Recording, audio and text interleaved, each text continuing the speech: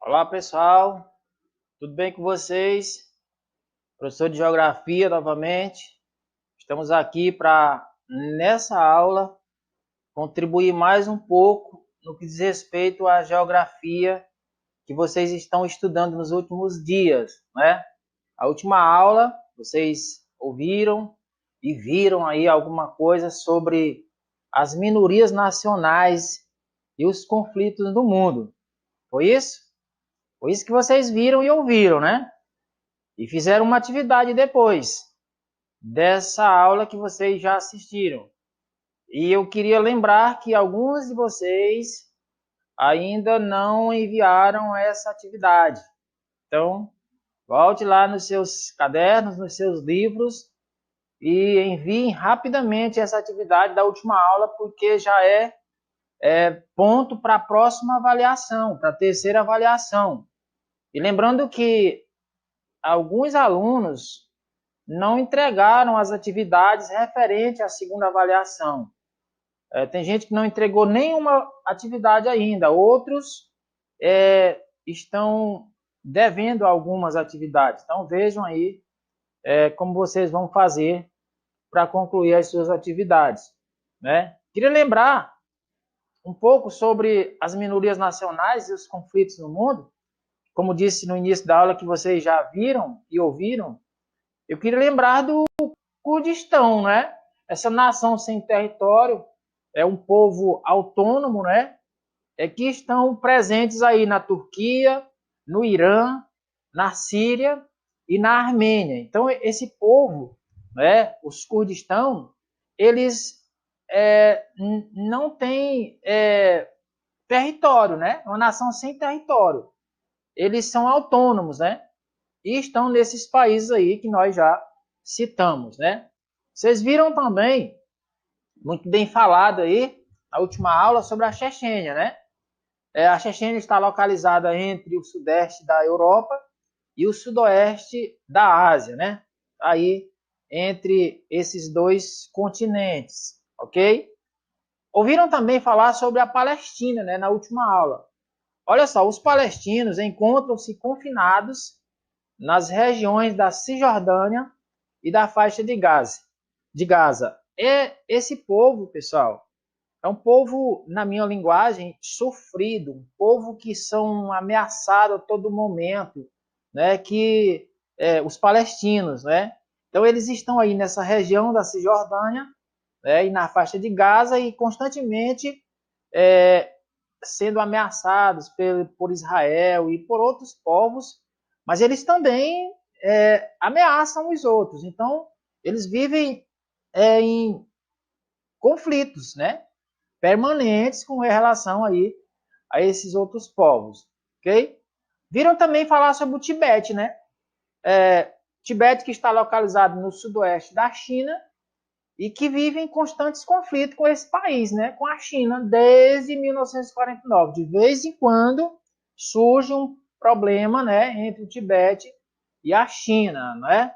Ok? Então, assim, nós vamos falar hoje um pouco sobre as projeções e as diferentes maneiras de representar os territórios.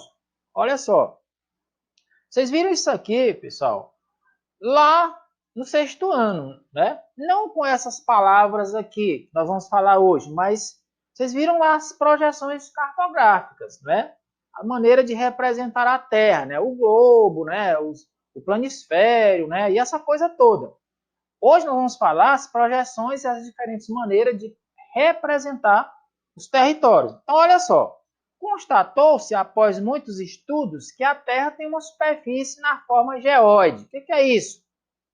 Ela apresenta deformações superficiais e tem o formato esférico. Então, essa forma geóide é porque ela tem o formato esférico, né? Daí porque apresenta algumas deformações superficiais. Ok, então depois dessa constatação, né? Sendo assim, para transpor as características dessa superfície curva em uma representação plana, como a de um papel, os cartógrafos utilizam as projeções cartográficas, né, para representar essa superfície curva, né, essa superfície geóide, né, que nós acabamos de falar aqui. E aí, apresentaram aí os cartógrafos, né, ou a cartografia, né, e nós estamos falando em nome dessa cartografia ou dos cartógrafos, para dizer que uma dessas representações, né, da superfície terrestre é a projeção cilíndrica. Olha só, a base para planificar a esfera terrestre é um cilindro.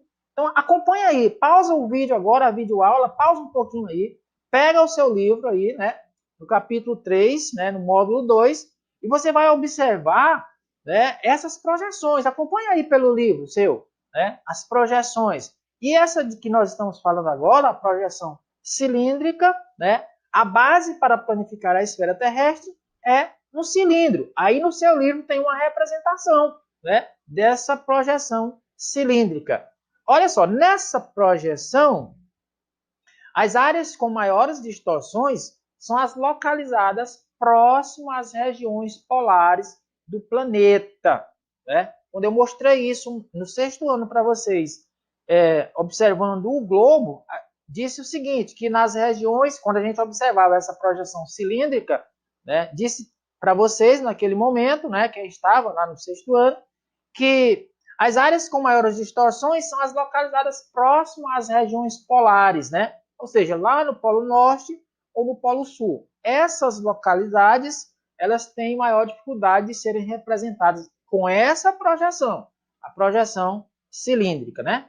Já aquelas áreas com menores deformações estão localizadas nas proximidades da linha do Equador. Então, se nos polos há uma dificuldade, né, por causa das deformações, né, na linha do Equador, né, nós temos aí já aquelas com menores deformações, né, próximas da linha do Equador.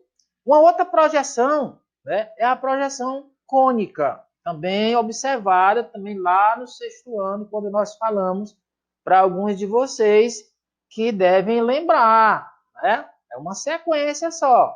A base para planificar é o cone. Acompanhe aí no seu livro. Nesta projeção, as áreas de maiores distorções são aquelas localizadas próximo à linha do Equador. E as regiões polares, as áreas localizadas próximas aos trópicos, apresentam menos deformações. Então, você tem aí Polo Norte, Polo Sul, região do Equador e as regiões dos trópicos, né? Trópico de Câncer, Trópico de Capricórnio, né? Que muitas vezes vocês se confundem, né? Onde está o Trópico de Câncer, onde está o Trópico de Capricórnio. Na parte de cima, né? Está o Trópico de Câncer, na parte de baixo está o Trópico de Capricórnio, né? No centro está a linha do Equador e lá nas extremidades, né, o norte e o sul, ou o Polo Norte e o Polo Sul.